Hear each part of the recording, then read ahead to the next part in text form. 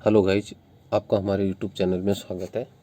आज की इस वीडियो में हम पढ़ने वाले हैं अध्याय 7, देशी जनता को सभ्य बनाना, राष्ट्र को शिक्षित करना।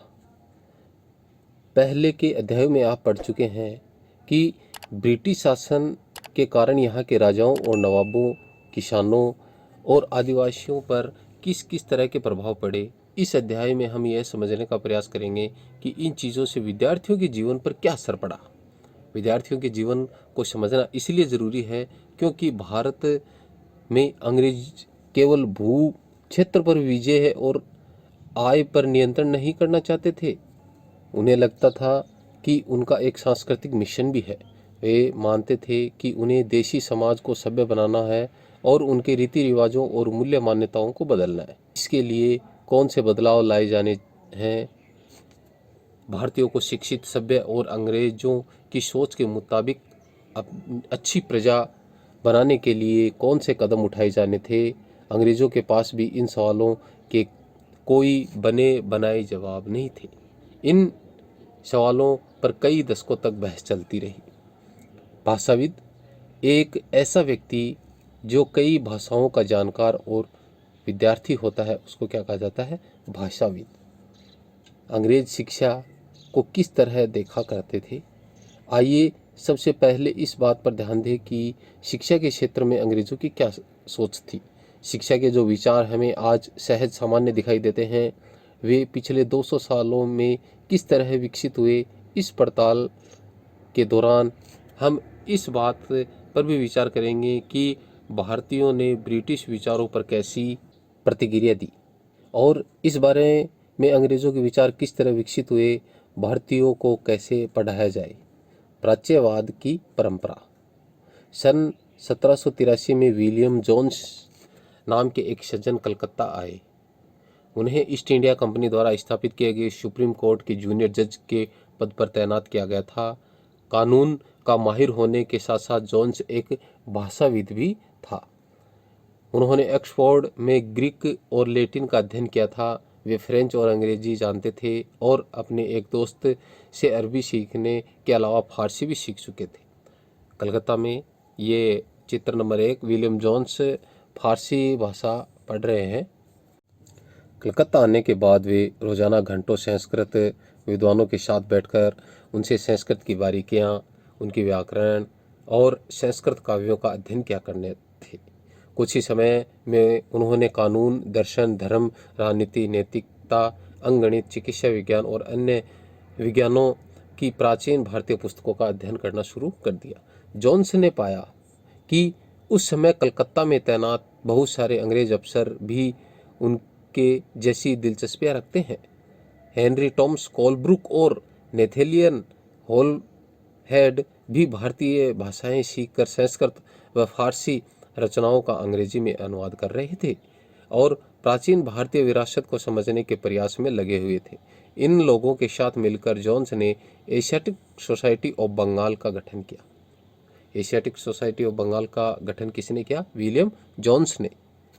और एशियाटिक रिसर्च नामक एक शोध पत्रिका का प्रकाशन भी शुरू कर दिया। किसने? एशियाटिक रिसर्च नामक जो शोध पत्रिका है उसका प्रकाशन किसने स्टार्ट किया था? ये विलियम जोन्स ने किया था। और एशियाटिक सोसाइटी और बंगाल का गठन भी विलियम जोन्स ने ही किया था। हेनरी टॉमस कोलब्रुक, वह संस्कृत तथा हिंदुत्व के प्राचीन धर्म ग्रंथों के विद्वान थे। जोन्स और कोलब्रुक भारत के प्रति एक खास तरह का रवैया रखते थे। वे भारत और पश्चिम दोनों की प्राचीन संस्कृतियों के प्रति गहरा आदर भाव भी रखते थे। उनका मानना था कि भारतीय सभ्यता प्राचीन काल में अपने वैभव के शिखर पर थी, परंतु बाद में उसका पतन होता चला गया। उनकी राय में भारत को समझने के लिए प्राचीन काल में लिखे गए यहाँ के पवित्र और कानून ग्रंथों को खोजना और समझना बहुत जरूरी था। उनका मानना था कि हिंदुओं और मुसलमानों के असली विचारों व कानूनों को उनकी रचनाओं के जरिए समझा जा सकता है और इन रचनाओं के पुनः अध्ययन से ही भारत के भावी विकास का आधार पैदा हो सकता है। इस तरह जोन्स और कोलब्रुक दोनों ही प्राचीन ग्रंथों को ढूंढने उनकी व्याख्या करने, अनुवाद करने और ज़्यादा से ज़्यादा लोगों तक अपने नतीजे पहुंचाने में जुट गए। उनका विश्वास था कि यह परियोजना न केवल अंग्रेज़ों को बल्कि भारतीय संस्कृति से सीखने में भी मदद देगी, बल्कि भारतीयों को भी अपनी विरासत को दोबारा अपनाने और अतीत के लुप्त वैभव को समझने में मदद देगी। इस प्रक्रिया में अंग्रेज भारतीय संस्कृति के अभिभावक और मालिक दोनों की भूमिका निभा रहे थे। इन प्रयासों और विचारों से प्रभावित होकर कंपनी के बहुत सारे अधिकारियों ने दलील दी कि अंग्रेजों को पश्चिमी ज्ञान के बजाय भारतीय ज्ञान को ही प्रोत्साहन देना चाहिए। वे चाहते थे कि प्राचीन भारतीय ग्रंथों के अध्ययन को प्रोत्साहन करने और संस्कृत व फारसी साहित्य व काव्य पढ़ाने के लिए संस्थानों की स्थापना की जाए। इन अधिकारियों का ये भी मानना था कि हिंदू और मुसलमानों को वही पढ़ाया जाना चाहिए जिससे वे पहले से परिचित हैं और जिसे वे आदर और महत्व देते हैं। उन्हें अनजाने विषयों की शिक्षा न दी जाए। इन अफसरों की राय में केवल तभी अंग्रेज देशी जनता का दिल जीत सकते थे, केवल तभी अजनबी शासक अपनी प्रजा से आदर की उम्मीद कर सकते। मदरसा सीखने के स्थान को अरबी भाषा में मदरसा कहा जाता है। यह किसी भी तरह का स्कूल या कॉलेज या कोई और संस्थान भी हो सकता है, उसे मदरसा कहा जाता है। इस बात को ध्यान में रखते हुए 1781 में अरबी फारसी इस्लामिक कानून के अध्ययन को बढ़ावा देने के लिए कलकत्ता में एक मदरसा खोला गया। सबसे पहले मदरसा कहाँ खोला गया? कलकत्ता में। और कब? 1781 ईस्वी में खोला गया। चित्र नंबर 3, वारेन हेस्टिंग का स्मारक रिचर्ड वेस्टमाकोट 1830, अब कलकत्ता स्थित विक्टोरिया मेमोरियल में। इस तस्वीर से पता चलता है कि भारत में ब्रिटिश सत्ता के बारे में प्राच्यवादी किस तरह सोचते थे। यहाँ आप देख सकते हैं कि सबसे ऊपर हेस्टिंग की भव्य प्रतिभा है जो प्राच्यवादियों के भारी समर्थक थे। इसके एक तरफ पंडित और दूसरी तरफ नीचे बैठा हुआ मुंशी दिखाई दे रहा है। हेस्टिंग्स तथा अन्य प्राच्यवादी भारतीय विद्वानों से विभिन्न भारतीय भाषाएं सीखना चाहते थे, जिन्हें कई बार केवल बोलियां समझते और वार्नाकुलर का नाम देते थे। स्थानीय रीति रिवाजों और कानूनों के बारे में जानना चाहते थे और प्राचीन ग्रंथों के अनुवाद और व्याख्या में मदद चाहते थे। हेस्टिंग ने पहल करके कलकत्ता मदरसे की स्थापना की और उनका विश्वास था कि यहाँ के प्राचीन रीति रिवाज और यहाँ की ज्ञान संपदा ही भारत में ब्रिटिश शासन के आधार होने चाहिए। 1791 में बनारस में हिंदू कॉलेज की स्थापना हुई थी। हिंदू कॉलेज की स्थापना कहाँ हुई? बनारस में। और 1791 में, ताकि वहाँ प्राचीन संस्कृत ग्रंथों की शिक्षा दी जा सके और देश का शासन चलाने में मदद मिले। परंतु कंपनी के सभी अफसर इन विचारों से सहमत नहीं थे। इनमें से बहुत सारे प्राच्यवादियों के कटु आलोचक भी थे। पूर्व की जघन्य गलतियाँ।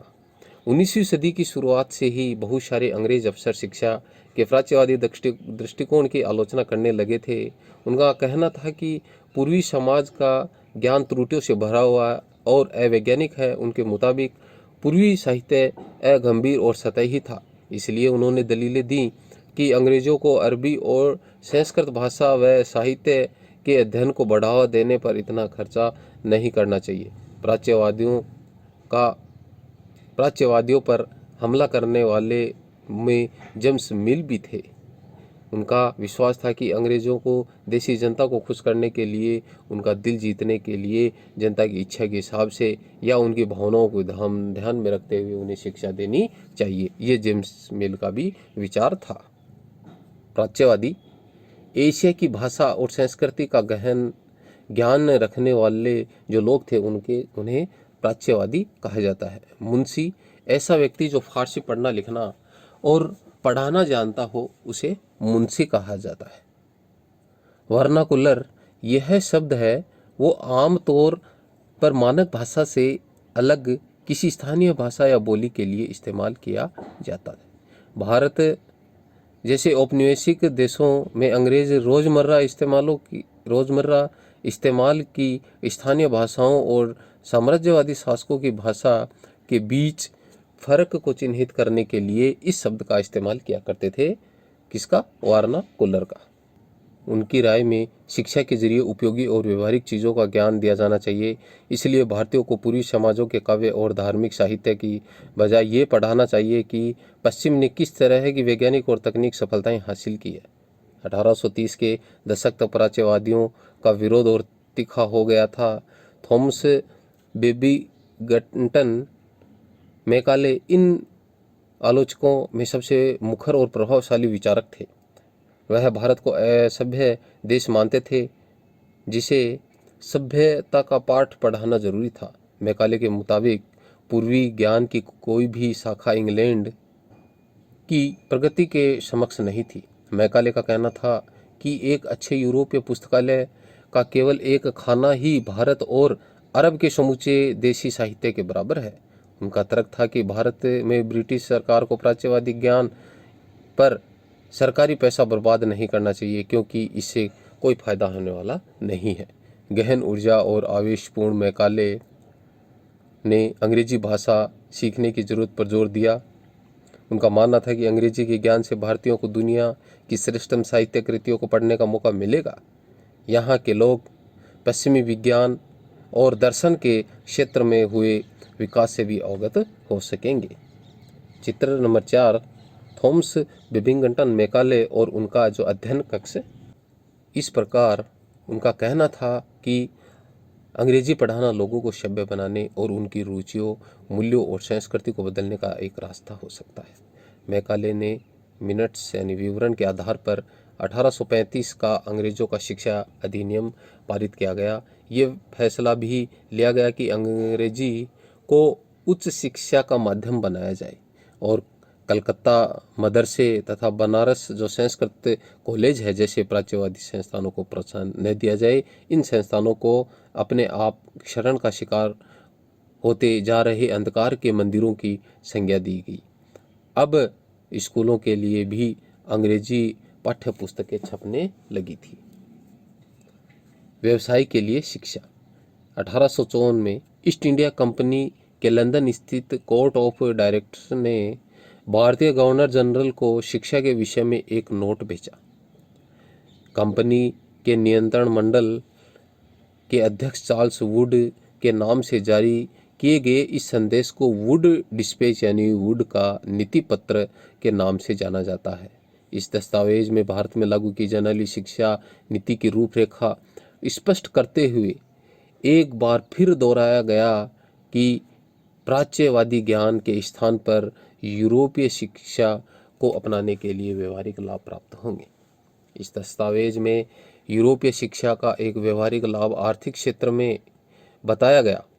उनके मुताबिक यूरोपीय शिक्षा के माध्यम से भारतीयों को व्यापार और वाणिज्य के विस्तार से होने वाले लाभों को समझने और देश के संसाधनों का विकास में महत्व समझने में बहुत ज़्यादा मदद मिलेगी। यदि उन्हें यूरोपीय जीवन शैली से अवगत कराया गया तो उनकी रुचियों और आकांक्षाओं में भी बदलाव आएगा और ब्रिटिश वस्तुओं की मांग पैदा होगी, क्योंकि यहाँ के लोग यूरोप में बनी चीज़ों को अपनाना और खरीदना शुरू करेंगे। ज्ञानियों की भाषा। अंग्रेजी पढ़ाने की जरूरत पर जोर देते हुए मैकाले ने कहा था, सभी पक्ष इस बात पर सहमत दिखाई देते हैं कि भारत के देशी लोगों द्वारा आमतौर पर बोली जाने वाली बोलियों ने तो साहित्यिक जानकारियाँ होती हैं और न ही वैज्ञानिक।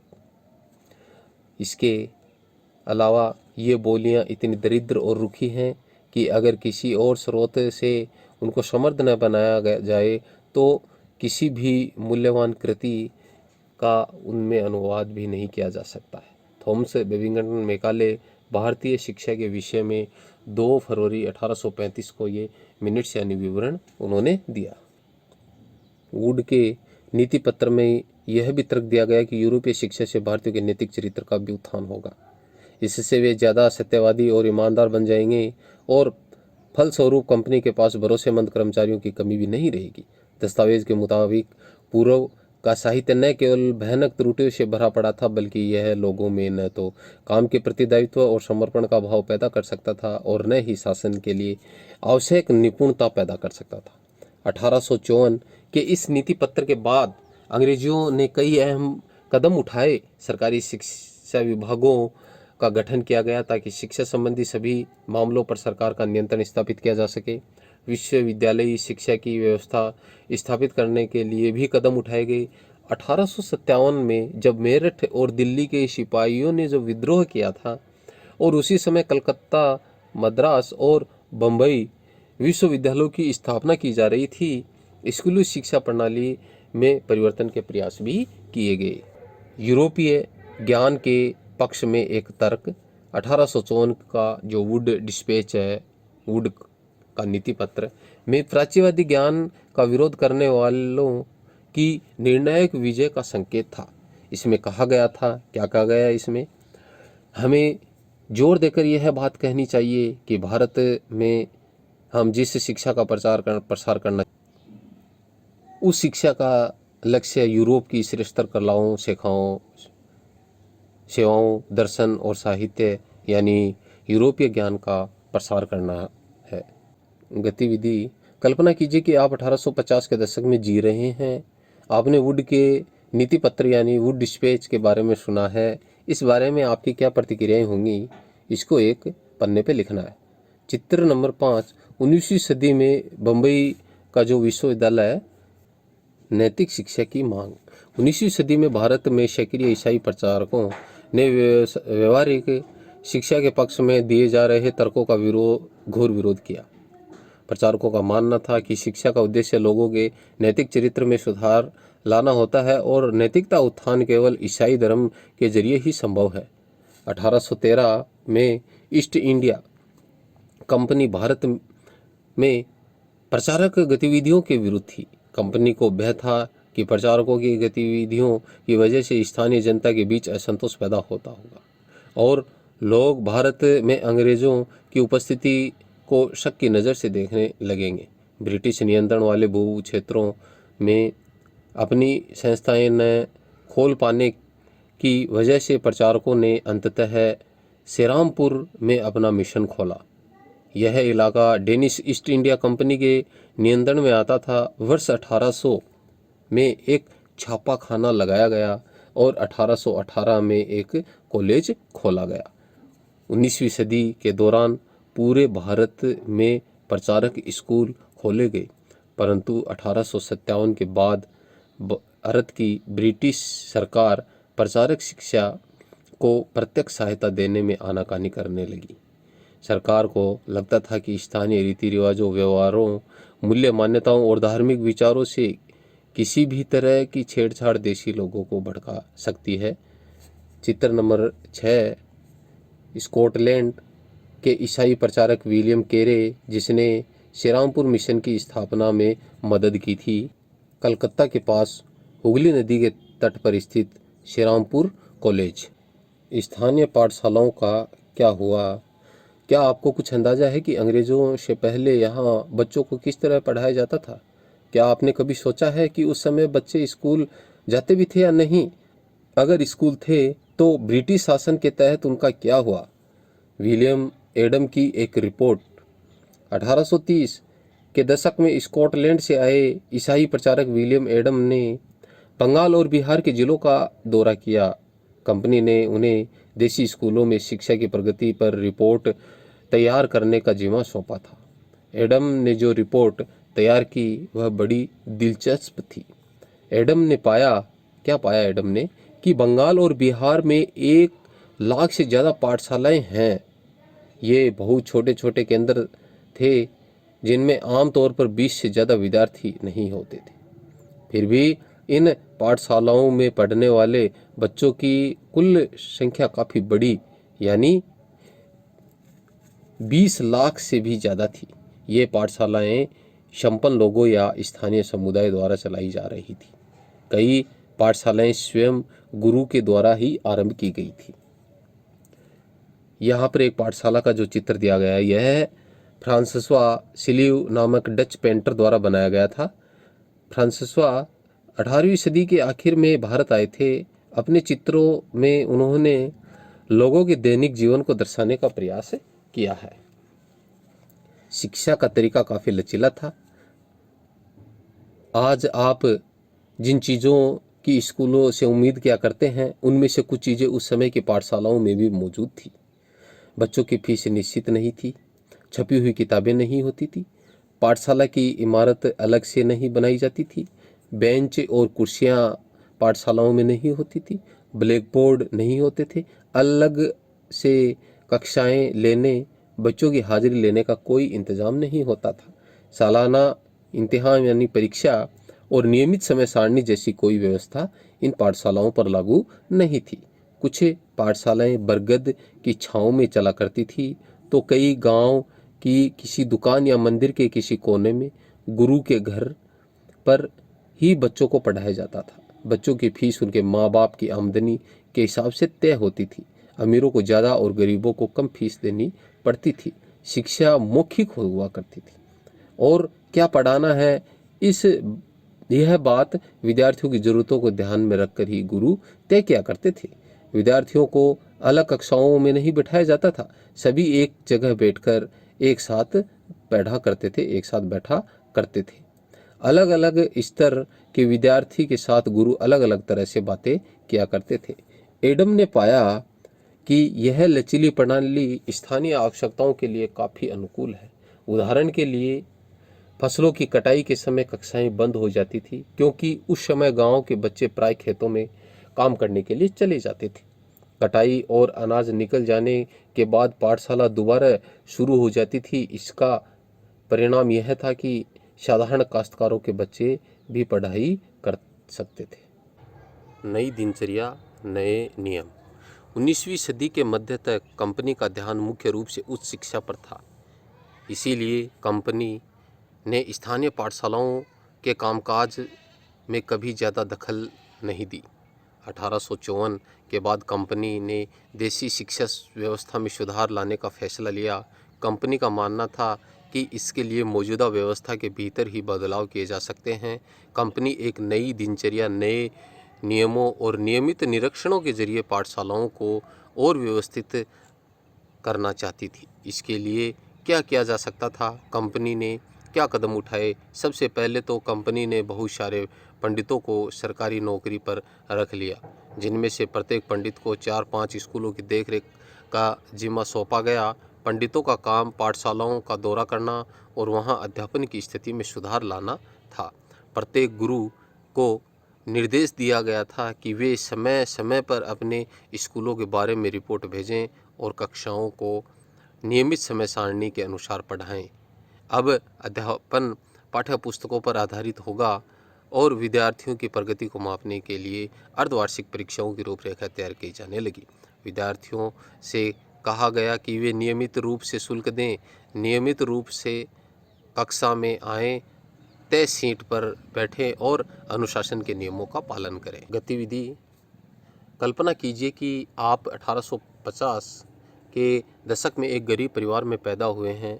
अब बताएं कि सरकार द्वारा नियंत्रित पाठशालाओं पर आपकी क्या राय होगी। गतिविधि नंबर 2, क्या आपको मालूम है कि प्राथमिक स्कूलों में दाखिला लेने वाले बच्चों में से लगभग 50% बच्चे 13-14 साल की उम्र तक पहुंचते पहुंचते स्कूल छोड़ चुके होते हैं? क्या आप बता सकते हैं कि इस स्थिति के क्या कारण हैं? नए नियमों पर चलने वाली पाठशालाओं को सरकारी अनुदान मिलने लगे। जो पाठशालाएं नई व्यवस्था के भीतर काम करने को तैयार नहीं थी, उन्हें कोई सरकारी सहायता नहीं दी जाती थी।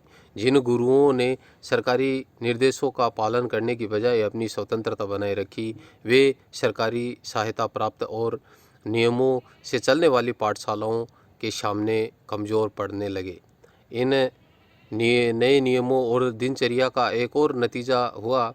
पहले वाली व्यवस्था में गरीब किसानों के बच्चे भी पाठशालाओं में जा सकते थे, क्योंकि शालाओं की समय सारणी काफ़ी लचीली होती थी। नई व्यवस्था के अनुशासन की मांग थी कि बच्चे नियमित रूप से स्कूल आएं। अब कटाई के मौसम में भी बच्चों का स्कूल में आना जरूरी था, जबकि उस समय गरीब घरों के बच्चे खेतों में काम करने जाया करते थे। अगर कोई बच्चा स्कूल नहीं आ पाता था तो इसे अनुशासनहीनता माना जाता था, यानी बच्चा पढ़ना लिखना ही नहीं चाहता। चित्र नंबर 9, अरविंदो घोष। घोष ने 15 जनवरी 1908 को बॉम्बे यानी मुंबई में अपने एक संभाषण में राष्ट्रीय शिक्षा पर बोलते हुए कहा था, क्या कहा कि इसका लक्ष्य छात्रों में राष्ट्रीयता का भाव जागृत करना है। इसके लिए अपने पूर्वजों के साहसिक कार्यों पर गहराई से चिंतन करना आवश्यक होगा। शिक्षा को मातृभाषा में होना चाहिए ताकि यह अधिक से अधिक लोगों तक पहुंच सके। अरविंदो ने इस बात पर भी बल दिया कि यद्यपि छात्रों को अपने मूल के साथ जुड़े रहना चाहिए, फिर भी उनको आधुनिक वैज्ञानिक आविष्कारों तथा लोकप्रिय शासन व्यवस्था के संदर्भ में पश्चिम देशों के अनुभव का भी भरपूर लाभ उठाना चाहिए। इसके अतिरिक्त छात्रों का कोई हस्तकला भी सीखनी चाहिए ताकि वे स्कूल छोड़ने पर यथासंभव रोजगार पा सकें। राष्ट्रीय शिक्षा की कार्यसूची। केवल अंग्रेज अफसर ही भारत में शिक्षा के बारे में नहीं सोच रहे थे। 19वीं सदी के शुरुआत से ही भारत के विभिन्न भागों के बहुत सारे विचारक शिक्षा के व्यापक प्रसार की ज़रूरत पर जोर देने लगे थे। यूरोप में आ रहे बदलाव से प्रभावित कुछ भारतीयों का मानना था कि पश्चिमी शिक्षा भारत का आधुनिकीकरण कर सकती है। उन्होंने अंग्रेज़ों से आह्वान किया कि वे नए स्कूल, कॉलेज और विश्वविद्यालय खोलें और शिक्षा पर ज़्यादा पैसा खर्च करें। इस दिशा में कुछ प्रयासों के बारे में आप अध्याय 9 में पढ़ेंगे, परंतु बहुत सारे भारतीय पश्चिमी शिक्षा के विरुद्ध थे। महात्मा गांधी और रविंद्रनाथ टैगोर इसी तरह के लोगों में से थे। आइए देखें कि उनका क्या कहना था। अंग्रेजी शिक्षा ने हमें गुलाम बना दिया। महात्मा गांधी का कहना था कि औपनिवेशिक शिक्षा ने भारतीयों के मस्तिष्क में हीनता का बोध पैदा कर दिया है। इसके प्रभाव में आकर यहाँ के लोग पश्चिमी सभ्यता को श्रेष्ठ मानने लगे हैं और अपनी संस्कृति के प्रति उनका गौरव भाव नष्ट होता जा रहा है। महात्मा गांधी ने कहा कि इस शिक्षा में विष भरा है, यह पापपूर्ण है, इसने भारतीयों को दास बना दिया है, इसने लोगों पर प्रभाव डाला है। उनके मुताबिक पश्चिम से अभिभूत, पश्चिम से आने वाली हर चीज़ की प्रशंसा करने वाले इन संस्थानों में पढ़ने वाले भारतीय ब्रिटिश शासन को पसंद करने लगे थे। महात्मा गांधी एक ऐसी शिक्षा के पक्षधर थे जो भारतीयों के भीतर प्रतिष्ठा और स्वाभिमान का भाव पुनर्जीवित करे। भारतीय राष्ट्रीय आंदोलन के दौरान उन्होंने विद्यार्थियों से आह्वान किया कि वे शिक्षा संस्थानों को छोड़ दें और अंग्रेज़ों को बताएं कि वे गुलाम बने रहने के लिए तैयार नहीं हैं। महात्मा गांधी की दृढ़ मान्यता थी कि शिक्षा केवल भारतीय भाषाओं में ही दी जानी चाहिए। उनके मुताबिक अंग्रेजी में दी जा रही शिक्षा भारतीयों को अपाहिज बना देती है। उसने उन्हें अपने सामाजिक परिवेश से काट दिया और उन्हें अपनी ही भूमि पर अजनबी बना दिया। उनकी राय में विदेशी भाषा बोलने वाले, स्थानीय संस्कृति से घृणा करने वाले अंग्रेजी शिक्षित भारत अपनी जनता से जुड़े और तौर तरीके भूल चुके हैं। चित्र नंबर 10, महात्मा गांधी और कस्तूरबा गांधी शांति निकेतन में रविंद्रनाथ टैगोर और लड़कियों की एक टोली के साथ बैठे हुए हैं। महात्मा गांधी का कहना था कि पश्चिमी शिक्षा मौखिक ज्ञान की बजाय केवल पढ़ने और लिखने पर ही केंद्रित है। इसमें पाठ्यपुस्तकों पर तो जोर दिया जाता है, लेकिन जीवन अनुभवों और व्यवहारिक ज्ञान की अपेक्षा की जाती है। गांधी जी का तर्क था कि शिक्षा से व्यक्ति का दिमाग और आत्मविश्वास भी विकसित होने चाहिए। उनकी राय में केवल साक्षरता यानी पढ़ने लिखने की क्षमता पा लेना ही शिक्षा नहीं होती। इसके लिए तो लोगों को हाथ से काम करना पड़ता है, हुनर सीखने पड़ते हैं और यहाँ यह जानना पड़ता है कि विभिन्न चीज़ें किस तरह काम करती हैं। इससे उनका मस्तिष्क और समझने की क्षमता दोनों विकसित होंगे। साक्षरता ही शिक्षा नहीं है। महात्मा गांधी जी ने लिखा है, शिक्षा से मेरा मतलब इस बात से है कि बालक और मनुष्य के देह, मस्तिष्क और भावना के श्रेष्ठ तत्वों को सामने लाया जाए। साक्षरता न तो शिक्षा का अंत है और न ही उसकी शुरुआत है। यह तो केवल एक साधन है जिसके जरिए पुरुषों और महिलाओं को शिक्षा दी जा सकती है। साक्षरता अपने आप में शिक्षा नहीं होती है। लिहाजा मैं बच्चों को शिक्षित करते हुए सबसे पहले उन्हें कोई उपयोगी हस्तकौशल सिखाऊंगा और उन्हें शुरू से ही कुछ रचने पैदा करने के लिए तैयार करूंगा। मेरा मानना है कि दिमाग और आत्मा का सर्वोच्च विकास इस तरह की शिक्षा से ही संभव है। प्रत्येक हस्तकौशल आज की इस तरह केवल यांत्रिक तंत्र से ही नहीं बल्कि वैज्ञानिक तंत्र से भी पढ़ाया जाना चाहिए। यानी बच्चों को प्रत्येक प्रक्रिया के क्यों और किस लिए का पता होना चाहिए। जैसे जैसे राष्ट्रीय भावना का प्रसार हुआ, कई दूसरे विचारक भी एक ऐसी राष्ट्रीय शिक्षा प्रणाली के बारे में सोचने लगे जो अंग्रेज़ों द्वारा स्थापित की गई व्यवस्था से आमूल तौर पर भिन्न हो। टैगोर का शांति निकेतन। आप में से बहुत सारे दोस्तों ने शांति निकेतन के बारे में सुना है। क्या आप जानते हैं कि इसकी स्थापना किसने और क्यों की थी?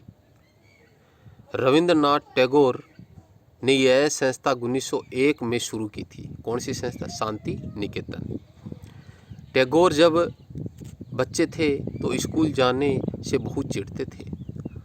वहाँ उनका दम घुटता था, उन्हें स्कूल का माहौल दमनकारी लगता था। टैगोर को ऐसे लगता था कि मानो स्कूल कोई जेल हो, क्योंकि वहाँ बच्चे मनचाहा कभी नहीं कर पाते थे। जब दूसरे बच्चे शिक्षक को सुन रहे होते, टैगोर का दिमाग कहीं भटक रहा होता था। चित्र नंबर 11। शांति निकेतन की एक कक्षा यहाँ चल रही है। 1930 के दशक का ये चित्र है। आसपास का माहौल देखिए, चारों तरफ पेड़ और खुली जगह है। कलकत्ता के अपने स्कूल जीवन के अनुभवों ने शिक्षा के बारे में टैगोर के विचारों को काफ़ी प्रभावित किया। जब वे बड़े हुए तो उन्होंने एक ऐसा स्कूल खोलने के बारे में सोचा जहां बच्चे सकें, जहां वे मुक्त और रचनाशील हों, जहां वे अपने विचारों और आकांक्षाओं को समझ सकें। टैगोर को लगता था कि बचपन का समय अपने आप सीखने का समय होता है। वह अंग्रेज़ों द्वारा स्थापित की गई नई जो शिक्षा व्यवस्था है के कड़े और बंधनकारी अनुशासन से मुक्त होना चाहते थे। शिक्षक कल्पनाशील हो, बच्चों को समझते हों और उनके अंदर उत्सुकता जानने की चाह विकसित करने में मदद दे। टैगोर के मुताबिक वर्तमान स्कूल बच्चे की रचनाशीलता चकित होने के उसके स्वाभाविक गुण को मार देते हैं। टैगोर का मानना था कि सृजनात्मक शिक्षा को केवल प्राकृतिक परिवेश से ही प्रोत्साहित किया जा सकता है। इसीलिए उन्होंने कलकत्ता से 100 किलोमीटर दूर एक ग्रामीण परिवेश में अपना स्कूल खोलने का फैसला लिया। उन्हें यह जगह निर्मल शांति से भरी यानी शांति निकेतन दिखाई दी, जहां प्रकृति के साथ जीते हुए बच्चे अपनी स्वाभाविक सृजनात्मक मेधा को और विकसित कर सकते थे। बहुत सारे मामलों में टैगोर और महात्मा गांधी शिक्षा के बारे में कमोबेश एक जैसी राय रखा करते थे, लेकिन दोनों के बीच फर्क भी थे। गांधी जी पश्चिम सभ्यता और मशीनी व प्रौद्योगिकी की उपासना के कट्टर आलोचक थे। टैगोर आधुनिक पश्चिमी सभ्यता और भारतीय परंपरा के श्रेष्ठ तत्वों का सम्मिश्रण चाहते थे।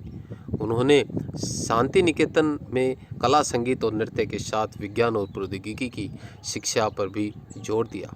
इस प्रकार बहुत सारे लोग इस बारे में सोचने लगे कि एक राष्ट्रीय शिक्षा प्रणाली की रूपरेखा क्या होनी चाहिए। कुछ लोग अंग्रेज़ों द्वारा स्थापित की गई शिक्षा व्यवस्था है उसमें परिवर्तन चाहते थे। उनका मानना था कि इसी व्यवस्था को इस तरह फैलाया जाए कि उसमें ज़्यादा से ज़्यादा लोगों को पढ़ने का मौका मिले। इसके विपरीत बहुत सारे लोग ऐसे भी थे जो वैकल्पिक व्यवस्था भी चाहते थे, ताकि लोगों को सच्चे अर्थों में राष्ट्रीय संस्कृति की शिक्षा दी जा सके। कौन तय करे कि सच्चे अर्थों में राष्ट्रीय क्या होता है? इस राष्ट्रीय शिक्षा की बहस स्वतंत्रता के बाद भी जारी रही। चित्र नंबर 12। कोयम्बटूर के एक प्रचारक स्कूल में खेल रहे बच्चे 20वीं सदी के प्रारंभ का है। 19वीं सदी के मध्य तक ईसाई प्रचारक और भारतीय सुधारवादी संगठन लड़कियों के लिए स्कूल खोलने लगे थे। सभ्य करने के लिए शिक्षा। 1870 में शिक्षा अधिनियम लागू होने तक आमतौर पर पूरी आबादी के लिए व्यापक शिक्षा व्यवस्था नहीं थी। बाल मजदूरी बहुत बड़े पैमाने पर थी, इसलिए गरीब अपने बच्चों को स्कूल नहीं भेज पाते थे। परिवार चलाने के लिए उनकी आय महत्वपूर्ण थी। स्कूल भी बहुत कम थे। ज़्यादातर स्कूल चर्च और रईसों द्वारा स्थापित किए गए थे। शिक्षा अधिनियम लागू होने के बाद सरकार ने नए नए स्कूल खोलने शुरू कर दिए और अनिवार्य शिक्षा का प्रावधान लागू कर दिया। टॉमस अर्नोल्ड इस दौर के सबसे महत्वपूर्ण शैक्षिक विचारकों में से एक थे। वह रग्बी नामक प्राइवेट स्कूल के मुख्य अध्यापक थे। माध्यमिक स्कूल की पाठ्यचर्या 2000 साल पुरानी ग्रीक और रोमन शास्त्रीय कृतियों के विस्तृत अध्ययन की हिमायत करते हुए उन्होंने कहा था, मुझे हमेशा ऐसा प्रतीत हुआ है कि हमारे अंग्रेजी स्कूलों में जो अध्ययन क्रम अपनाया जाता है उसकी सबसे अच्छी बात यह है कि वह हमारे दिमाग को लगातार अतीत के बारे में सोचने के लिए प्रेरित करता है। हर रोज़ हम भाषाओं, इतिहास और कुछ साल पहले या 1000 साल पहले के विचारों को पढ़ते रहते हैं। अर्नोल्ड का मानना था कि शास्त्रीय कृतियों के अध्ययन से दिमाग अनुशासित होता है। वास्तव में इस काल के ज़्यादातर शिक्षाविदों की मान्यता थी कि इस तरह का अनुशासन बहुत ज़रूरी है, क्योंकि बच्चे स्वाभाविक रूप से असभ्य होते हैं और उन्हें नियंत्रित करना आवश्यक है। सभ्य वयस्क के रूप में विकसित होने के लिए उन्हें मालूम होना चाहिए कि समाज में सही और गलत क्या है और उचित और अनुचित आचरण क्या होता है। शिक्षा खासतौर से बच्चे के दिमाग को अनुशासित करने वाली शिक्षा का मकसद उन्हें इसी मार्ग पर आगे ले जाता था।